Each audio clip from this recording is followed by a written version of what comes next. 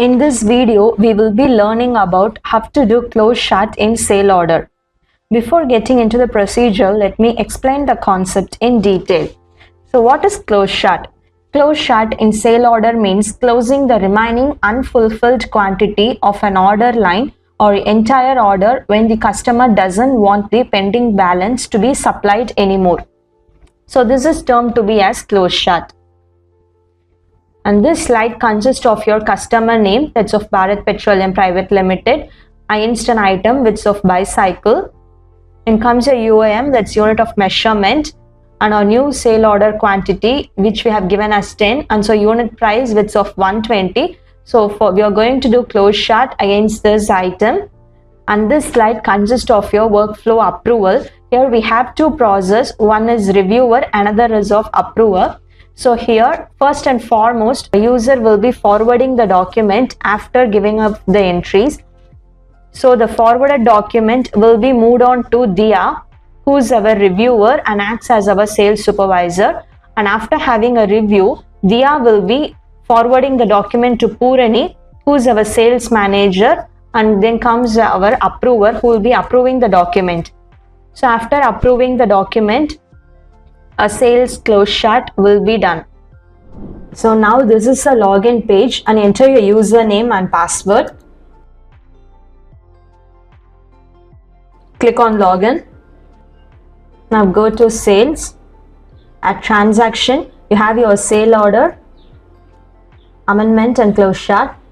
And this is a page of your sale order and customer schedule amendment and close shut. And so we are going to do a sale order close shut in order of clicking this create icon.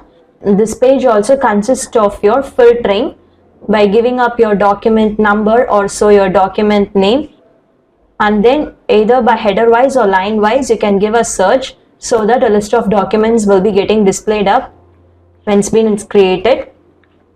And now in order to create, click on this create SO and CS amendment.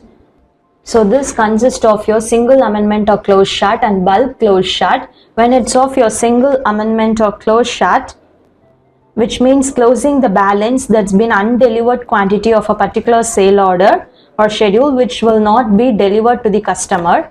When it's of your bulk close shut, that's of auto, it's used to close shut multiple orders or schedules or lines at once in a single operation instead of closing each one manually.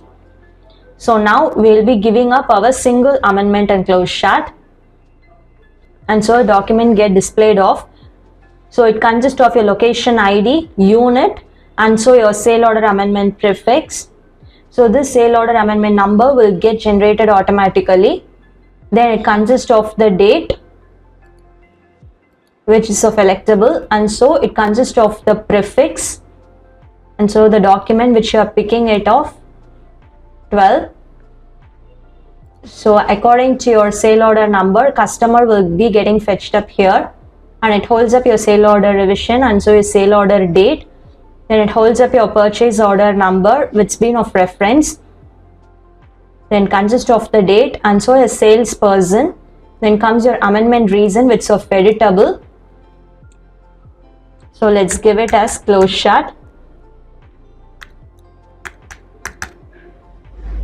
And it consists of your exchange rate. So exchange rate is the value of one currency in terms of another currency. It's used to convert foreign currency transactions like your sales, purchase or payments into the company's base or local currency for accounting and reporting. Then consists of your currency and so the total amount. Then comes a status that's of draft. So still the document is on process, it's of draft. When it's been forwarded, status will be changed to entry completed, and when been approved by approver will be transformed to your approved status or closed, since it's of close shut. Then let's skip save after giving all such details. And then it consists of your line, charge items, TNC and general.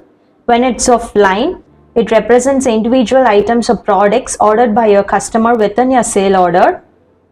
So each line contains your item specific details such as product code, quantity, price and so delivery schedule. Then it holds up your charge items, so which refers to the additional cost or adjustments applied to the sale order apart from the item prices, either in addition of freight, packaging, or deductions like your discounts. And comes your T&Z, that's terms and conditions, which are the set of rules, obligations and agreements between the buyer and seller which govern the sales transaction, and so they define how the order will be processed, delivered, paid for, and what responsibility each party holds up. Then this general tag consists of your old term details and new term details, which of your payment term and encode term, where the payment term defines the conditions and timeline under which the buyer must make payment to the seller. When it's of your encode term, that's international commercial term, it defines the responsibilities of buyer and seller in international or domestic trade. And comes your ship term, either by road or by air or through sea. And then comes your reference, that's of your sale order, which can be updated up. So when you click on this line, either we can create it by direct by clicking on this add icon, or let's keep it up or fetch. So let's keep on fetch. And so elect the document and click on OK. And so the document will be getting fetched up here. That line will be getting displayed up. So here you will be clicking on this update close chart, so that the type will be changed to close chart, and then it consists of your sale UIM, that's unit of measurement, and the old sale order quantity width of 23, and my new sale order quantity width of 20. And so at new I'm going to give it of 10, and my old unit price was 130, and the new unit price which I'm going to give it as 120. And it consists of your old discount amounts, then your ship from location IDs of old and new. And when you click on this details, it holds up your discount detail, tax detail and GST details.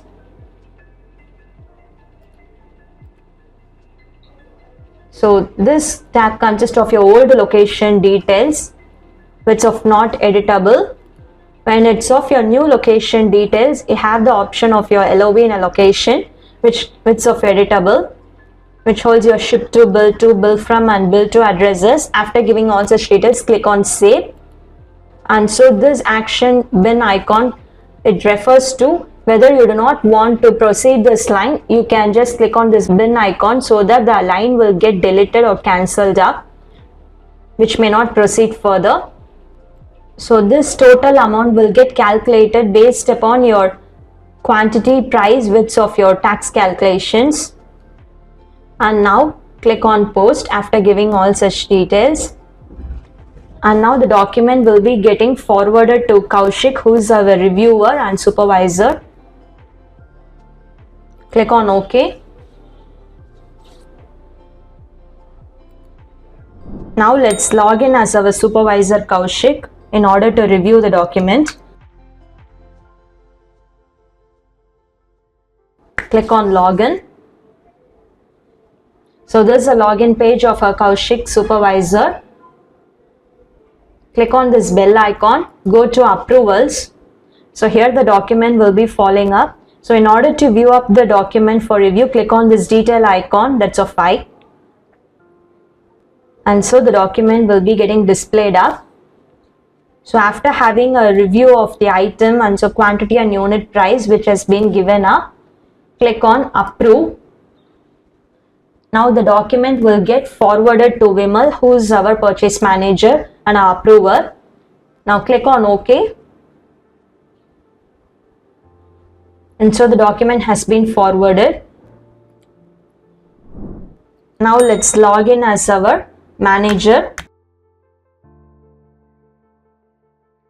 Click on login. And so this is a login page of our manager. Now click on this bell icon, go to approvals. And so the document has been placed up here. In order to view, click on this detail icon this is a document which has been forwarded from our supervisor. In order to approve, click on this approve. And so the action which is going to take place is approving. Now click on OK. And now the document has been approved. Let's go and watch the status at our user login.